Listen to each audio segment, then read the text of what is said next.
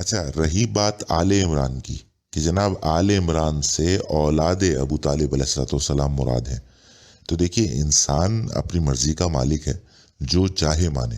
دنیا میں لوگ کیا کیا نہیں مانتے، لیکن جو لوگ قرآن مجید پر ایمان رکھتے ہیں اور اسے فرقان تسلیم کرتے ہیں، وہ یہ جانتے ہیں کہ اگر قرآن مجید کسی نظریے کی تصدیق نہ کرے بلکہ اس کے برخلاف حقائق بیان کرے تو اس نظریے کی کوئی حیثیت نہیں رہتی۔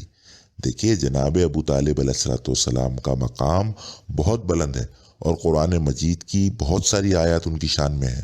جیسے مثال کے طور پر سورہ آل عمران کی آیت 164 کہ جہاں خدا حضرت صلی اللہ علیہ وآلہ وسلم کی رسالت کے حوالے سے ارشاد فرماتا ہے کہ بے شک خدا نے احسان کیا مومنین پر کہ انہی کے نفسوں میں سے ایک رسول مبعوث فرمایا۔ تو جناب سوائے بنی ہاشم اور بالخصوص جناب ابو طالب علیہ الصلوۃ والسلام کے وہ کون لوگ ہیں کہ جنہیں قرآن مومن کہہ رہا ہے حضرت صلی اللہ علیہ وسلم کی بعثت کے وقت؟ اسی طرح اور بہت ساری آیات ہیں جن میں حضرت ابو طالب علیہ السلام کا ذکر خیر موجود ہے۔ دیکھیے ان ہستیوں کے مراتب میں اور ان کے اظہار میں اللہ نے کوئی کسر چھوڑی نہیں ہے کہ جسے پورا کرنے کے لیے آپ کو قیاس آرائیوں سے کام لینا پڑے کہ جناب ابو طالب علیہ السلام کا نام قرآن مجید میں ہونا چاہیے۔ لہٰذا جیسے ہی آپ نے دیکھا کہ آل عمران قرآن مجید میں آپ نے کہہ دیا اس سے مراد اولاد ابو طالب ہے۔ ارے بھائی، جس جگہ یہ لفظ آیا اس سے کچھ اگلی پچھلی آیات بھی تو دیکھ لیجئے۔ مطلب وہ والا حساب تو نہ کریں کہ لا تقربوا الصلاۃ، کہ نماز کے قریب مت جاؤ، ایک جملہ لیا اور لے اڑے۔ اگر ذرا سا غور غیر جانبداری کے ساتھ ان آیات پر کر لیا جائے تو بات واضح ہو جائے۔ یہ ذکر سورہ آل عمران کی آیت نمبر 33 سے شروع ہوتا ہے، جہاں ارشاد ہوتا ہے بسم اللہ الرحمن الرحیم ان اللہ اصطفیٰ آدم و نوحم و آل ابراہیم و آل عمران علی العالمین، کہ بے شک خدا نے مصطفیٰ کیا، چن لیا آدم کو، نوح کو، آل ابراہیم کو اور آل عمران کو تمام عالمین پر، اور ان میں بعض کی ذریت ہیں، اور خدا سننے والا اور جاننے والا ہے۔ اور جب عمران کی بیوی نے کہا کہ اے پروردگار، جو کچھ میرے پیٹ میں ہے میں اس کو تیری نظر کرتی ہوں، اسے دنیا کے کاموں سے آزاد رکھوں گی تو اسے میری طرف سے قبول فرما، بے شک تو سننے والا اور جاننے والا ہے۔ جب ان کے ہاں بچہ پیدا ہوا تو جو کچھ ان کے ہاں پیدا ہوا خدا خوب جانتا تھا، تو وہ کہنے لگیں کہ اے پروردگار، میرے ہاں تو لڑکی ہوئی ہے، اور لڑکا لڑکی کی طرح نہیں ہوتا، اور میں نے اس کا نام مریم رکھا ہے، اور میں اس کو اور اس کی اولاد کو شیطان مردود سے تیری پناہ میں دیتی ہوں۔ تو پروردگار نے اسے پسندیدگی کے ساتھ قبول فرمایا اور اسے احسن طریقے سے پروان چڑھایا، اور زکریا علیہ السلام کو ان کا کفیل بنایا۔ جب زکریا علیہ السلام عبادت گاہ میں ان کے پاس جاتے تو ان کے پاس کھانا پاتے، پوچھتے کہ اے مریم، کھانا تمہارے پاس کہاں سے آتا ہے؟ وہ بولی کہ خدا کے ہاں سے، بے شک خدا جسے چاہتا ہے بے شمار رزق دیتا ہے۔ تو جناب اس سورہ آل عمران میں تو ذکر جناب بی بی مریم سلام اللہ علیہا کا، حضرت عیسیٰ علیہ السلام کا، جناب زکریا علیہ السلام کا اور جناب یحییٰ علیہ السلام کا ہے۔ لہٰذا آل عمران کا ذکر تو موجود ہے اس سورہ میں۔ آپ جو کچھ کہنا چاہ رہے ہیں اس کا ثبوت کہاں ہے اس میں؟ اور یہ تو چند آیات ہیں جو میں نے آپ کی خدمت میں پیش کی، آپ پورا سورہ پڑھ جائیے اور ایک کوئی ایسی آیت نکال کر دکھا دیجئے مجھے کہ جس میں آل ابو طالب علیہ السلام کا ذکر ہو، ان کی اولاد کا ذکر ہو۔ اور یہ سورہ ہی کیا، آپ پورے قرآن مجید میں کیا اور قول معصومین میں کیا، کوئی ایک عبارت ایسی دکھا دیجئے، میں چیلنج کے ساتھ کہہ رہا ہوں، کہ جہاں اولاد ابو طالب علیہ السلام کا ذکر آل عمران کے نام سے آیا ہو۔ مطلب بنا کسی دلیل کے دعویٰ کر دینا، یہ سنت معصومین علیہ السلام نہیں ہے۔ دیکھیے در حقیقت ہوا یہ کہ جب آیت میں یہ بیان آیا کہ اللہ نے آدم کو، نوح کو، آل ابراہیم کو اور آل عمران کو تمام عالمین پر مصطفیٰ کیا، چنا، تو لوگوں نے یہ سوچا کہ تمام عالمین میں تو یہ سب سے افضل ہے، تو تو پھر لازمی ہے کہ ان میں حضرت صلی اللہ علیہ وسلم کی اولاد بھی کسی نہ کسی طرح شامل ہو.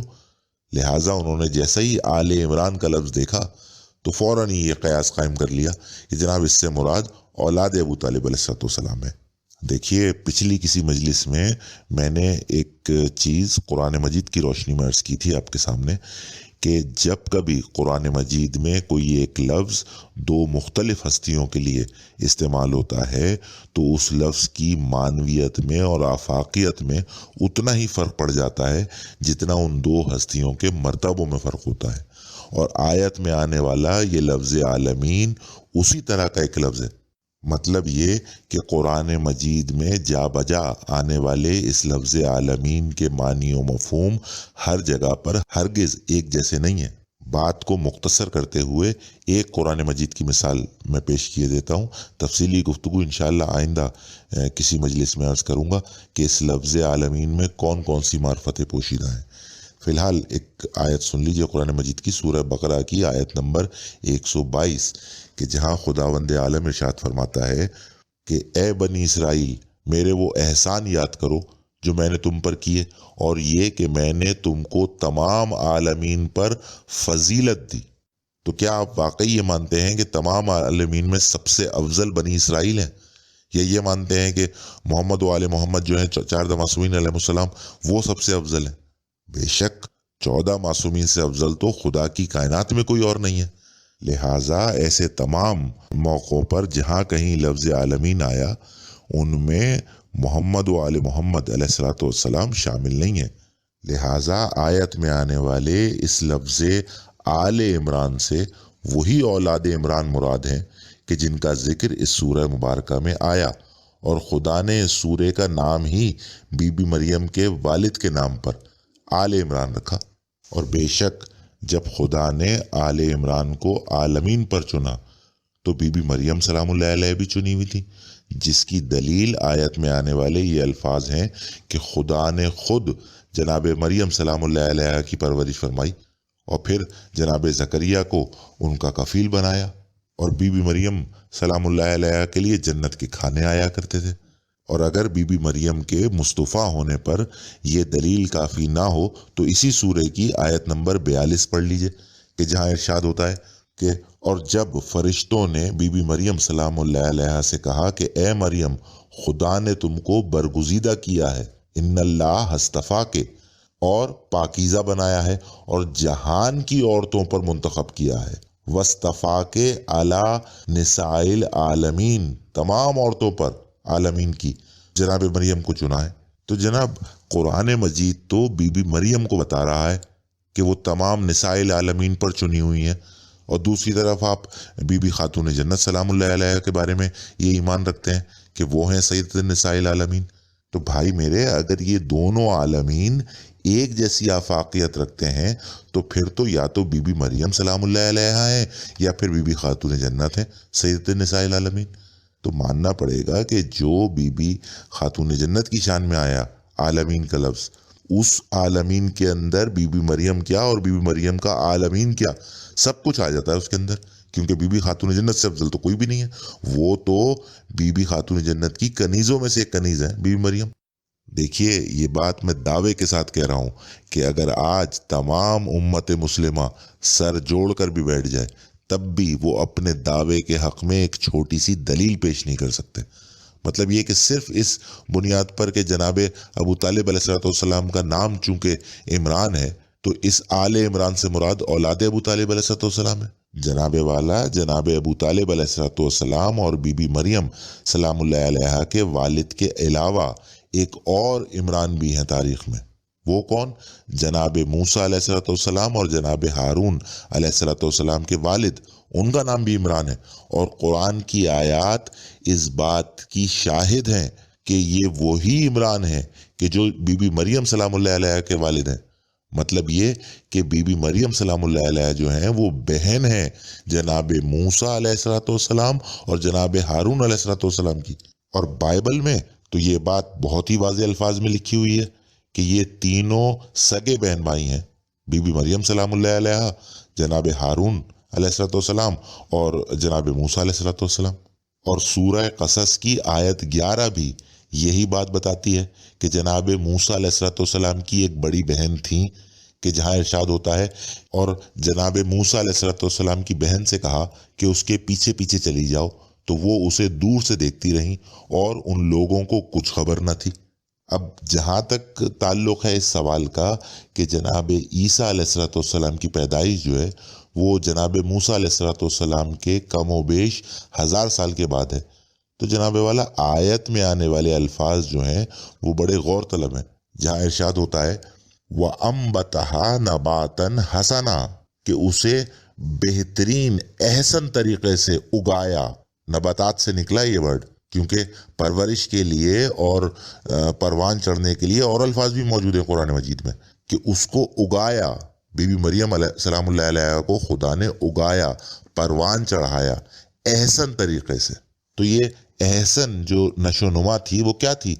وہ یہی تھی کہ خدا نے ان کو ان کی جوانی کی حالت میں ایک طویل عمر عطا فرمائی، اور بے شک جو خدا 12ویں امام علیہ السلام کو ان کی جوانی کی حالت میں ایک طویل عمر عطا فرما سکتا ہے، وہ بی بی مریم کو بھی عطا فرما سکتا ہے۔ تو اس میں حیرت کس بات کی؟ اب اس سلسلے میں قرآن مجید کی ایک دلیل اور سن لیجئے کہ جس کا جواب ممکن نہیں ہے، وہ ہے سورہ مریم کی آیت نمبر 28، کہ جب حضرت عیسیٰ علیہ السلام پیدا ہوئے ہیں اور بی بی مریم انہیں گود میں لے کر قوم کے سامنے آئی ہیں، تو قوم بی بی مریم کو کیا کہہ کے مخاطب کرتی ہے؟ ارشاد ہوتا ہے یا اختہ ہارون، اے ہارون کی بہن، نہ تو تیرا باپ ہی بد اتوار تھا اور نہ تیری ماں ہی بد کردار تھی۔ تو یہ کون سے بھائی ہیں بی بی مریم کے جن کا نام ہارون ہے؟ دکھائیے تو صحیح مجھے تاریخ سے۔ اور یہ ہارون کی بہن کیوں، موسیٰ کی بہن کیوں نہیں؟ وہ اس لیے کہ جناب ہارون بڑے بھائی ہیں، جناب موسیٰ بڑے بھائی نہیں ہیں، لہٰذا جناب ہارون کا یہ پیلوٹی کا حق بنتا ہے کہ ان کی بہن کہا جائے، اور یہی عرب کا دستور بھی تھا کہ بڑے بیٹے یا بڑے بھائی کے حوالے سے کنیت دی جاتی تھی۔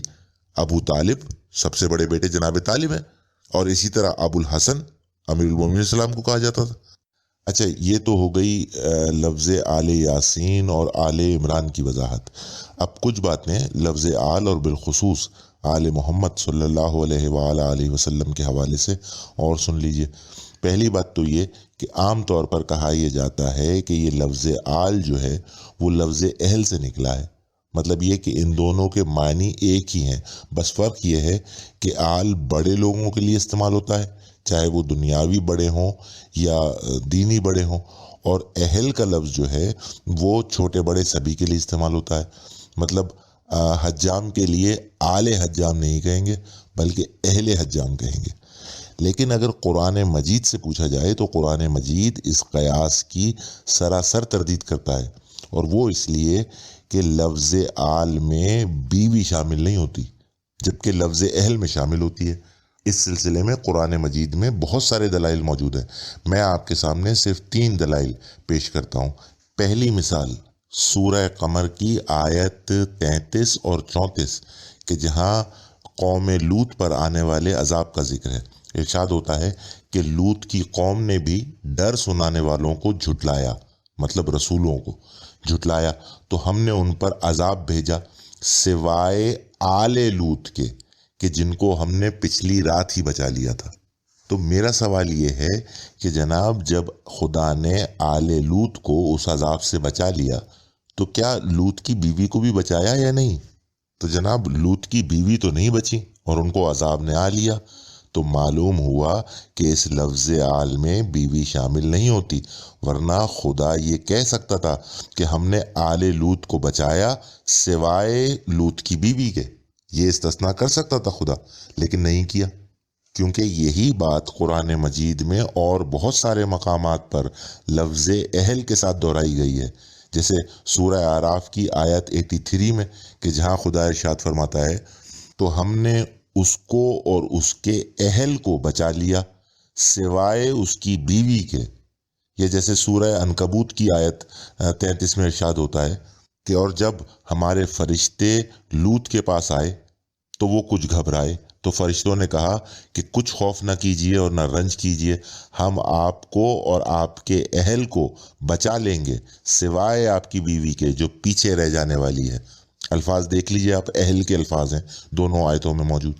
دوسری مثال اس سلسلے کی سورہ زاریات کی آیت 26 کہ جب فرشتے حضرت ابراہیم علیہ السلام کے پاس مہمان بن کر آئے ان کو بیٹے کی بشارت دینے کے لیے، تو ابراہیم علیہ السلام فوراً اندر اپنی بیوی کے پاس گئے اور ایک مہمانوں کے لیے بھنا ہوا بچڑا لے آئے۔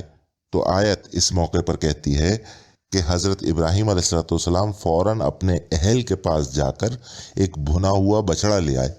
تو جناب والا جناب ابراہیم علیہ السلام کے اہل میں تو بی بی سارہ کے علاوہ تو کوئی بھی نہیں تھا اس وقت تو کوئی بیٹا بھی موجود نہیں تھا، بیٹے کی تو بشارت لے کر آئے ہیں وہ ملائکہ۔ تیسری مثال سورہ یوسف کی آیت 25 کہ جہاں ذکر یہ ہو رہا ہے کہ جب زلیخا نے حضرت یوسف علیہ السلام کے ساتھ برائی کا ارادہ کیا تو حضرت یوسف علیہ السلام دروازے کی طرف بھاگے، جس میں پیچھے سے زلیخا نے ان کا کرتا پکڑا جو پھٹ گیا پیچھے سے۔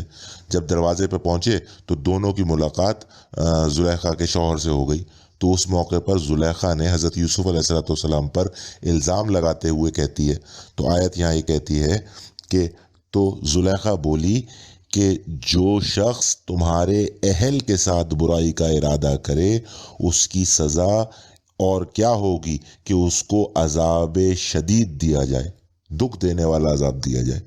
لہٰذا معلوم ہوا کہ قرآن مجید کی روح سے جہاں لفظ آل میں بیوی شامل نہیں ہوتی وہاں لفظ اہل میں شامل ہوتی ہے، اور بیوی ہی کیا لفظ اہل میں اور قرابت دار بھی شامل ہوتے ہیں۔ چنانچہ آگے پڑھیے آیت کہ جب زلیخا نے یہ الزام لگایا حضرت یوسف علیہ السلام پر تو زلیخا کے قرابت داروں میں سے ایک نے گواہی دی حضرت یوسف علیہ السلام کے حق میں کہ جناب اگر کرتا آگے سے پھٹا ہے تو یوسف قصوروار ہے، اور اگر پیچھے سے پھٹا ہے تو یہ عورت جھوٹ بول رہی ہے۔ تو آیت کیا کہتی ہے؟ وَشَهِدَ شَاهِدٌ مِّنْ أَهْلِهَا کہ شہادت دی ایک شہادت دینے والے نے اس کے اہل میں سے، زلیخا کے اہل میں سے، تو اہل میں قرابت دار بھی شامل ہوتے ہیں۔ لہٰذا یہ لفظ اہل اور لفظ آل ہرگز ایک دوسرے کے مترادف نہیں ہے، کیونکہ اگر ایسا ہوتا تو لفظ آل میں بیوی شامل ہوتی اور لفظ اہل میں شامل نہ ہوتی، یا دونوں میں شامل ہوتی یا دونوں میں شامل نہ ہوتی۔ اچھا، دوسری بات آل کے حوالے سے وہ یہ کہ جب مسلمان آل ابراہیم کا ترجمہ اولاد ابراہیم کرتے ہیں لیکن آل محمد کا ترجمہ امت محمدی کر دیتے ہیں کہ جناب چونکہ حضرت صلی اللہ علیہ وآلہ وسلم کے کوئی بیٹا نہیں تھا، کوئی ذریت نہیں تھی، لہٰذا آپ کی تمام امت جو ہے وہ آپ کی اولاد ہے۔ تو جناب امت کو اولاد اور ذریت ثابت کرنے کی کوئی ضرورت نہیں، کیونکہ خدا نے حضرت صلی اللہ علیہ وآلہ وسلم کو صاحب ازواج بھی بنایا ہے اور صاحب ذریت بھی بنایا ہے۔ سورہ رات کی آیت نمبر 38 کہ جہاں ارشاد ہوتا ہے کہ اے رسول ہم نے تم سے پہلے بہت سے پیغمبر بھیجے جن کو ہم نے بیویاں بھی دیں اور اولاد بھی دی۔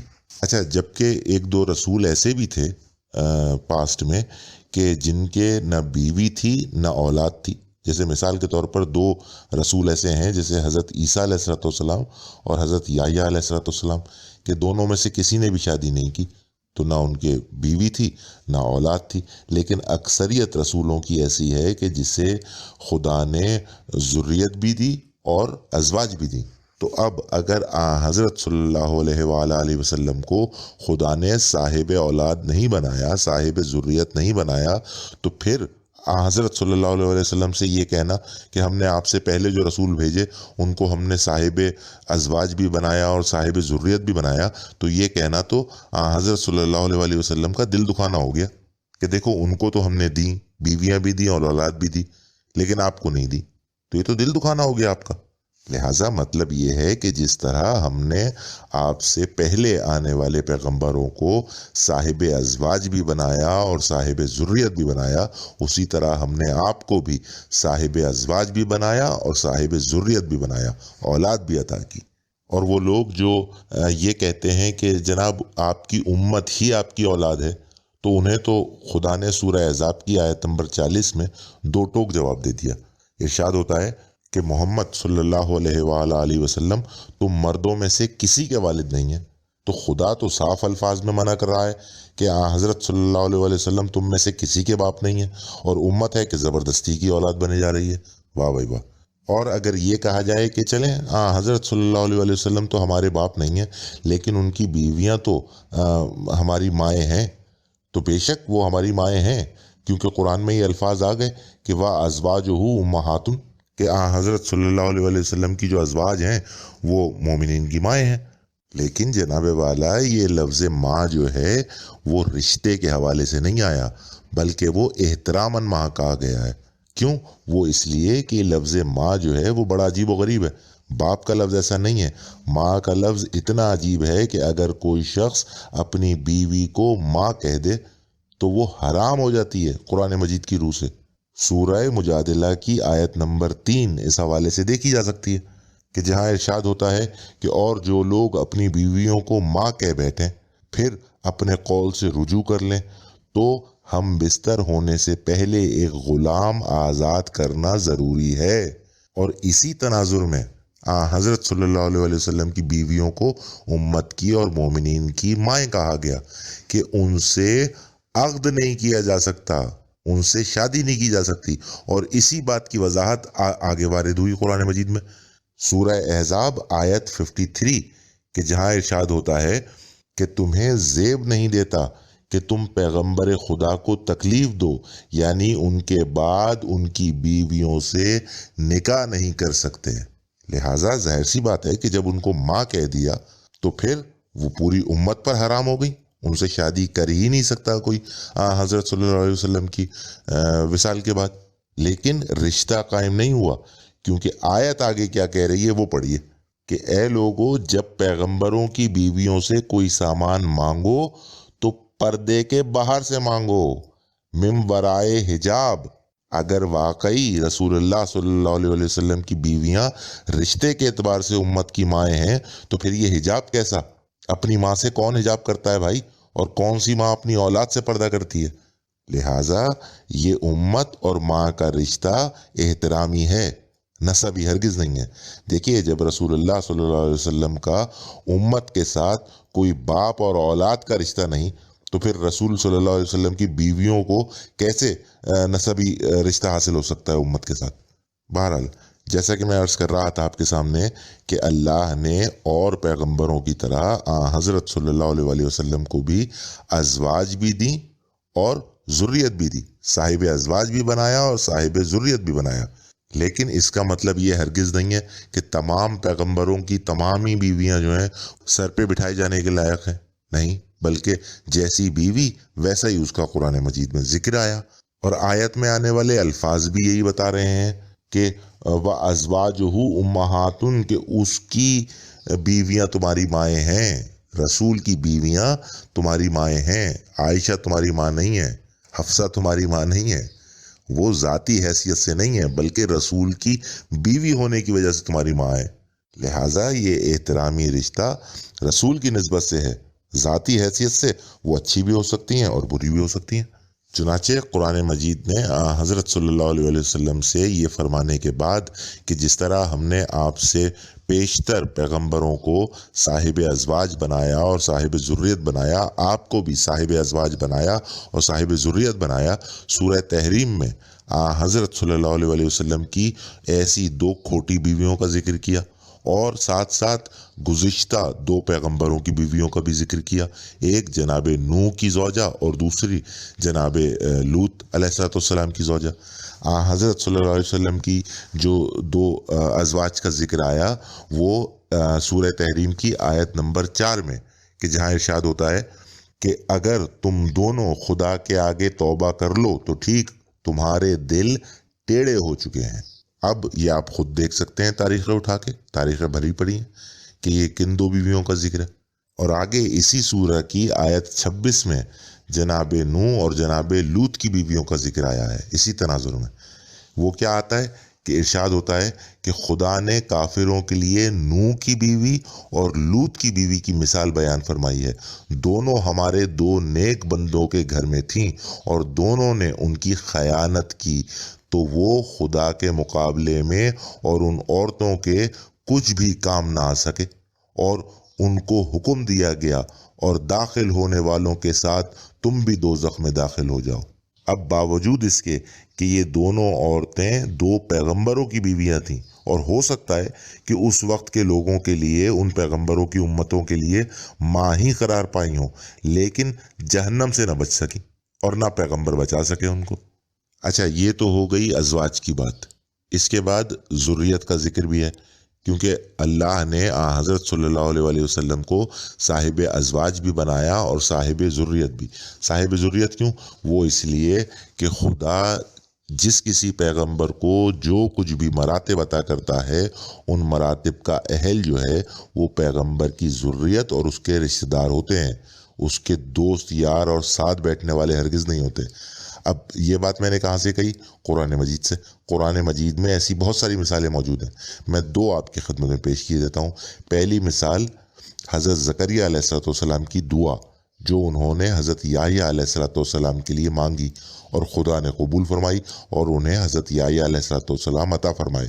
سورہ مریم کی آیت 5 اور 6 کہ جہاں حضرت زکریا علیہ السلام دعا فرماتے ہیں کہ اور میں اپنے بعد اپنے دوستوں یاروں سے ڈرتا ہوں اور میری بیوی بانجھ ہے، تو مجھے اپنے پاس سے ایک وارث عطا فرما جو میری اور اولاد یعقوب کی میراث کا مالک ہو، اور اے میرے پروردگار اس کو خوش اتوار بنا.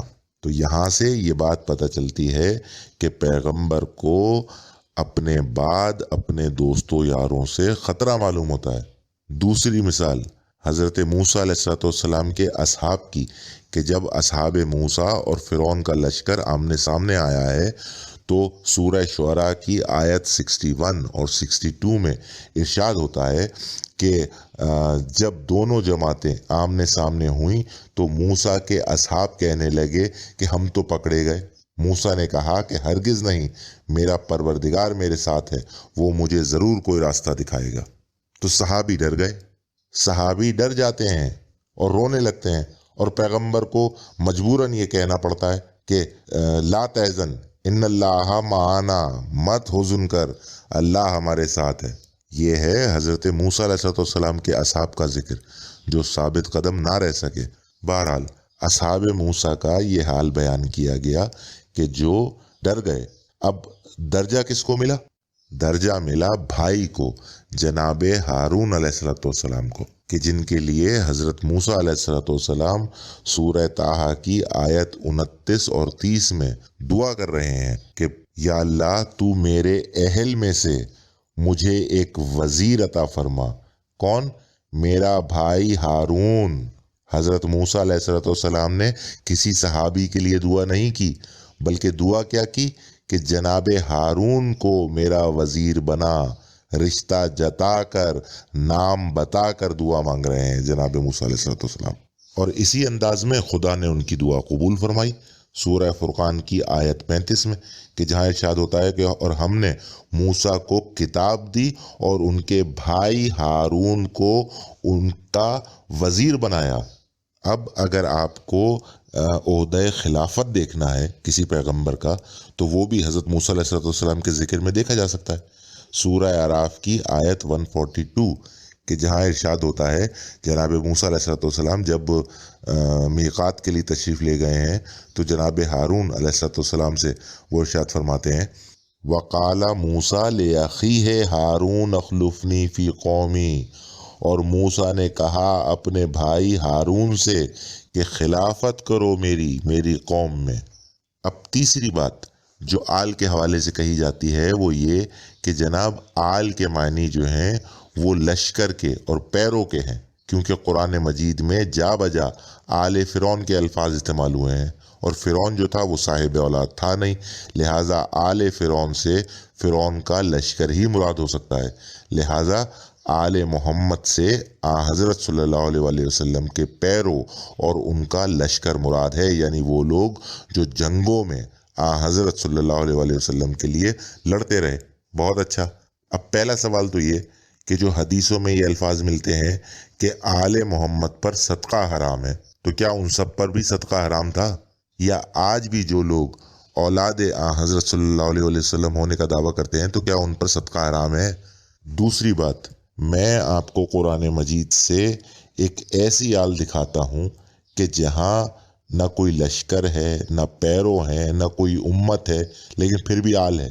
وہ ہے آل عمران، کہ جس کا ذکر سورہ آل عمران میں نے آپ کے سامنے بیان کیا، آیت نمبر 33 میں، کہ خدا نے آدم کو اور نوح کو اور آل ابراہیم کو اور آل عمران کو تمام عالمین پر چنا۔ دیکھیے یہاں آپ آل ابراہیم سے مراد ابراہیم علیہ السلام کی امت لے سکتے ہیں، کیونکہ ان کو اللہ نے رسول بنایا، ان کی امت۔ لیکن جناب عمران جو ہیں وہ تو نہ تو نبی ہیں، نہ رسول ہیں، نہ ہی کہیں کے بادشاہ ہیں کہ ان کا کوئی لشکر ہو یا ان کی کوئی امت ہو۔ تو پھر آل عمران سے مراد سوائے اولاد عمران کے اور کیا ہو سکتا ہے؟ دیکھیے قرآن مجید اٹھا کر، کوئی بھی تاریخ اٹھا کر دیکھیے، کہیں سے بھی آپ کو اگر کسی جھوٹی سے جھوٹی روایت میں بھی یہ مل جائے کہ جناب عمران جو تھے وہ نبی تھے، رسول تھے، یا کہیں کے بادشاہ تھے، کچھ بھی نہیں تھے۔ وہ تو صرف والد ہیں بی بی مریم سلام اللہ علیہ کے، یا والد ہیں جناب موسیٰ علیہ السلام اور جناب ہارون علیہ السلام کے۔ لیکن آل عمران کا ذکر قرآن مجید میں آیا اور پورے سورے کا نام ہی خدا نے آل عمران رکھ دیا۔ اچھا، مزے کی بات یہ ہے کہ جو لوگ یہ کہتے ہیں کہ جناب آل میں سبھی شامل ہیں، صحابی بھی شامل ہیں، ازواج بھی شامل ہیں، سب شامل ہیں، اور اس کے باوجود جب نماز ختم کرنے کے بعد صلوات بھیجتے ہیں محمد و آل محمد علیہ السلام پر، تو آگے سے یہ بھی کہتے ہیں کہ وَأَزْوَاجِهِ وَأَصْحَابِهِ۔ ارے بھائی، اگر آل میں بقول آپ کے ازواج اور اصحاب سب شامل ہیں تو پھر یہ علیحدہ سے وَأَزْوَاجِهِ وَأَصْحَابِهِ کہنے کی کیا ضرورت ہے؟ لہٰذا آل سے مراد لشکر، پیرو، یا جسے کہتے ہیں کہ امت، یہ تمام مفہوم مراد لینا خلاف قرآن ہے۔ قرآن مجید کی روح سے آل کا مقام بہت بلند ہے، اور وہ یہ کہ آل جس کسی رسول کی ہوگی وہ اس رسول کا حکم رکھے گی۔ مثال پیش کرتا ہوں قرآن مجید سے کہ جب ملائکہ علیہ السلام جناب لوط علیہ السلام کے پاس آئے اس قریے کو تباہ کرنے کے لیے، تو سورہ عنکبوت کی آیت 33 میں ارشاد ہوتا ہے کہ اور جب ہمارے فرشتے لوط کے پاس آئے تو وہ ان سے جسے کہتے ہیں کہ گھبرائے، اور فرشتوں نے کہا کہ آپ پریشان نہ ہو، گھبرائے نہ۔ یہ تو ہو گئی سورہ عنکبوت میں۔ یہی بات سورہ ہجر کی آیت 61 اور 62 میں بھی وارد ہوئی۔ وہاں کس انداز میں آئی کہ جب مرسلین آل لوط کے پاس آئے تو لوط نے کہا کہ تم تو نا آشنا سے لوگ ہو۔ تو جناب والا، یہ ملائکہ علیہ السلام آل لوط کے پاس کب گئے؟ وہ تو جناب لوط علیہ السلام کے پاس گئے تھے۔ یہ کیا ماجرا ہے کہ ایک جگہ قرآن کہہ رہا ہے کہ وہ ملائکہ جناب لوط علیہ السلام کے پاس آئے، اور دوسری جگہ کہہ رہا ہے کہ وہ آل لوط کے پاس آئے؟ تو کیا نعوذ باللہ قرآن مجید میں تضاد ہے؟ نہیں، ہرگز نہیں۔ بلکہ خدا کی نظر میں یہ کہنا کہ ملائکہ لوط علیہ السلام کے پاس آئے اور یہ کہنا کہ وہ آل لوط کے پاس آئے ایک ہی بات ہے۔ آل لوط جو ہے وہ اسی حکم میں شامل ہے۔ لہٰذا خدا چاہے تو یہ کہے کہ وہ مرسلین جو ہیں وہ لوط کے پاس آئے، یا چاہے تو یہ کہے کہ وہ آل لوط کے پاس آئے، ایک ہی بات ہے۔ تو پھر جناب یہ کیوں نہ کہا جائے کہ جس طرح حضرت جبریل علیہ السلام حضرت صلی اللہ علیہ وآلہ وسلم پر نازل ہوئے، اسی طرح حضرت علی علیہ السلام پر بھی نازل ہوئے، اسی طرح بی بی خاتون جنت سلام اللہ علیہ پہ بھی نازل ہوئے۔ غرض یہ کہ تمام ائمہ علیہ السلام کے پاس اسی طرح نازل ہوئے۔ اور اس عقیدے کی تصدیق بہت ساری قرآن مجید کی آیات سے ہوتی ہے، جن کا ذکر انشاءاللہ تفصیل کے ساتھ کسی مجلس میں کروں گا۔ فی الحال 2 آیتیں سن لیجئے۔ پہلی آیت سورہ صافات کی آیت نمبر 117 کہ جہاں خدا وند عالم جناب موسیٰ علیہ السلام اور جناب ہارون علیہ السلام کے ذکر میں واضح الفاظ میں یہ ارشاد فرماتا ہے کہ ہم نے موسیٰ اور ہارون دونوں کو کتاب مستبین عطا کی۔ اور دوسرے مقام پر سورہ یونس کی آیت نمبر 87 میں ارشاد فرماتا ہے کہ ہم نے وحی بھی موسیٰ اور ہارون دونوں پر نازل کی۔ ارشاد ہوتا ہے کہ اور ہم نے موسیٰ اور اس کے بھائی کی طرف وحی بھیجی۔ تو پتہ چلا کہ نہ تو کتاب اکیلے حضرت موسیٰ علیہ السلام کو ملی اور نہ ہی وحی صرف حضرت موسیٰ علیہ السلام پر آئی، بلکہ دونوں چیزیں، کتاب بھی اور وحی بھی، حضرت موسیٰ علیہ السلام پر بھی اسی طرح آئی جس طرح جناب ہارون علیہ السلام کے پاس آئی۔ اور جب ہم حضرت صلی اللہ علیہ وسلم کو مثیل موسیٰ اور امیر المومنین علیہ السلام کو مثیل ہارون مانتے ہیں تو پھر بھلا یہ کیسے ممکن ہے کہ کتاب اور وحی صرف حضرت صلی اللہ علیہ وسلم کے پاس آئے اور مثیل ہارون کے پاس نہ آئے؟ لہٰذا جیسے کہ میں نے عرض کیا کہ کسی بھی رسول کی آل جو ہوتی ہے وہ اس رسول کا حکم رکھتی ہے۔ یہ بات کفار کو سمجھ میں آ گئی، لیکن افسوس مسلمان نہ سمجھ سکے۔ جب حضرت لوط علیہ السلام نے اپنی قوم کو گناہوں سے باز رہنے کی تبلیغ کی تو قوم نے جو جواب دیا حضرت لوط علیہ السلام کو، وہ سورہ نمل کی آیت نمبر 56 میں محفوظ ہے۔ ارشاد ہوتا ہے کہ نکال دو آل لوط کو اس قریے سے، یہ پاکیزہ لوگ ہیں۔ بھائی تبلیغ تو جناب لوط علیہ السلام کر رہے ہیں، تو پھر یہ جواب کیوں مل رہا ہے کہ آل لوط کو اس قریے سے نکال دو؟ مطلب یہ کہ کفار یہ جانتے ہیں کہ چاہے تو یہ کہو کہ لوط کو اس قریے سے نکال دو، تب آل نکل جائے گی ساتھ میں، اور یا یہ کہو کہ آل لوط کو اس قریے سے نکال دو، تب حضرت لوط علیہ السلام بھی نکل جائیں گے ساتھ میں۔ جہاں لوط وہاں آل لوط، اور جہاں آل لوط وہاں لوط۔ اور کفار یہ بات سمجھ گئے کہ اعتراف کر رہے ہیں وہ آل لوط کے حق میں کہ نکال دو آل لوط کو، یہ پاک و طاہر لوگ ہیں۔ اللہ لعنت کرے دشمنان اہل بیت پر کہ جن کو آج تک آئے تطہیر ہضم نہیں ہوئی اور وہ آل محمد صلی اللہ علیہ وآلہ وسلم کے مقام کو نہیں پہچان سکے۔ بہرحال دیکھیں، حقیقت یہ ہے کہ سچ اور جھوٹ اپنی جگہ مستحکم ہے، اس پر کوئی فرق نہیں پڑتا ماننے والوں سے کہ کتنے حق کو مانتے ہیں اور کتنے باطل کو مانتے ہیں۔ ایسی کچھ باتیں شیعوں میں بھی ہیں اور اہل سنت میں بھی ہیں کہ اگر آج کوئی مخالف اعتراض کھڑا کر دے تو ہمارے پاس ان کا جواب نہیں ہے، تو بھائی میرے قبل اس کے کہ اگلا اعتراض کرے آپ خود ہی اس کی اصلاح کیوں نہیں کر لیتے؟ لیکن مسئلہ وہی ہے کہ جو کچھ ممبر سے سنا، جو روایت ممبر سے سن لی، اس پر جھٹ سے ایمان لے آئے اور یہ نہیں دیکھا کہ آیا وہ مطابق عقل اور مطابق قرآن ہے بھی یا نہیں ہے۔ مثال کے طور پر میں آپ کو اذان کے بعد جو دعا پڑھی جاتی ہے شیعوں میں، اس کے حوالے سے ایک چیز عرض کر دوں کہ اگر آج یہ اعتراض کیا جائے جو مخالفین ہیں کہ جناب یہ شیعہ مذہب جو ہے وہ حضرت صلی اللہ علیہ وآلہ وسلم کے وصال کے بعد نکلا ہے، اس سے پہلے اس کا کوئی وجود نہیں تھا، اور دلیل کے طور پر وہ یہ کہہ دیں کہ جناب ان کی اذان کی دعا تو پڑھو، کہ وہ کیا کہتے ہیں؟ اذان کی دعا کے الفاظ یہ ہیں کہ وَجْعَلْ لِي عِنْدَ قبر نبی کا محمد صلی اللہ علیہ وآلہ وسلم مستقرم وقرارا، کہ یا اللہ ہمیں قبر نبی کے پاس جگہ عطا فرما، مدفون فرما۔ تو جناب یہ دعا تو حضرت صلی اللہ علیہ وآلہ وسلم کے وصال کے بعد ہی پڑھی جا سکتی ہے، لہٰذا حضرت کی زندگی میں شیعوں کا کوئی وجود نہیں تھا۔ تو بتائیے کہ آپ کے پاس کیا جواب ہے؟ اور اگر آپ یہ کہیں کہ نہیں جناب یہ حضرت صلی اللہ علیہ وآلہ وسلم کے زمانے سے پڑھی جا رہی ہے، تو وہ یہ کہیں گے کہ پھر تو اس کا مطلب یہ ہوا کہ آپ حضرت صلی اللہ علیہ وآلہ وسلم کی زندگی کے دشمن تھے کہ جو ان کو ایسے کوسنے دیا کرتے تھے آپ۔ اور اگر آپ یہ کہیں کہ نہیں جناب یہ دعا تو ائمہ علیہ السلام نے ہمیں تعلیم فرمائی ہے، تو پہلا سوال تو یہ کہ جناب وہ دعا کہاں گئی جو حضرت صلی اللہ علیہ وآلہ وسلم کے زمانے میں پڑھی جاتی تھی؟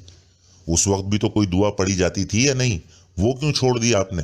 اور اگر یہ دعا حضرت صلی اللہ علیہ وآلہ وسلم کے بعد ایجاد ہوئی جو ائمہ علیہ السلام نے آپ کو تعلیم فرمائی، تو پھر یہ تو بدعت ہوئی، کیونکہ ہر وہ چیز جو حضرت صلی اللہ علیہ وآلہ وسلم کے بعد وجود میں آئی، ایجاد کی گئی، وہ بدعت ہے، کیونکہ دین تو مکمل ہو گیا بقول قرآن مجید کے۔